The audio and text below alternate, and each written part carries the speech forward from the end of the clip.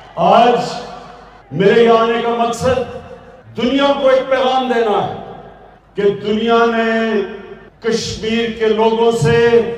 1948 میں وعدہ کیا تھا،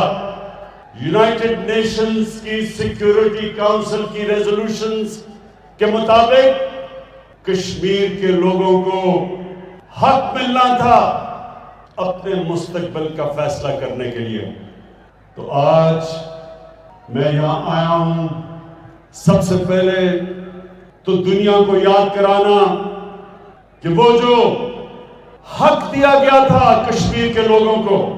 وہ وعدہ پورا نہیں ہوا، جبکہ یہی یونائٹڈ نیشنز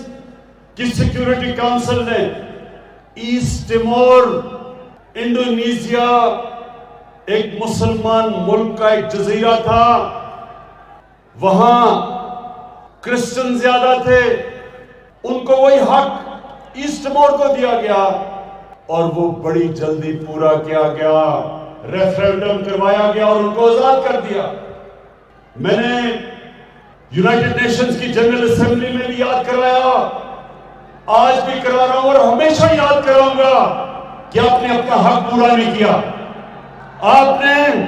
جو وعدہ تھا وہ پورا نہیں کیا۔ اور دوسری چیز میں کشمیر کے لوگوں کو یہ کہنا چاہتا ہوں کہ انشاءاللہ جب یہ آپ کو آپ کا حق ملے گا، کشمیر کے لوگوں کو مقبوضہ کشمیر اور آزاد کشمیر، کہ جب آپ اپنی مستقبل کا فیصلہ کریں گے اور کشمیر کے لوگ انشاءاللہ جب پاکستان کے حق میں فیصلہ کریں گے، میں یہ بھی آج کہنا چاہتا ہوں کہ اس کے بعد پاکستان کشمیر کے لوگوں کو وہ حق دے گا، ان کو وہ رائٹ دے گا کہ آپ آزاد رہنا چاہتے ہیں یا آپ پاکستان کا حصہ بننا چاہتے ہیں، یہ آپ کا حق ہوگا۔ میں آج دوسری وجہ سے یہاں اس لیے آیا ہوں کہ میں مقبوضہ کشمیر کے لوگوں کو ایک پیغام دینا چاہتا ہوں، اور جس طرح بھی میرے سے پہلے وزیر خارجہ نے کہا کہ سارا پاکستان آج مقبوضہ کشمیر کی عوام کے ساتھ کھڑا ہے، صرف سارا پاکستان ہی نہیں آپ کے ساتھ کھڑا، مسلمان دنیا آپ کے ساتھ کھڑی ہے۔ اگر مسلمان حکومتوں میں کسی بھی وجہ سے، کسی کی وجہ سے بھی اگر وہ آپ کو آج سپورٹ نہیں کر رہی، یہ میں آپ کو یقین دلاتا ہوں کہ ساری مسلمان دنیا کی عوام مقبوضہ کشمیر کے لوگوں کے ساتھ کھڑی ہے۔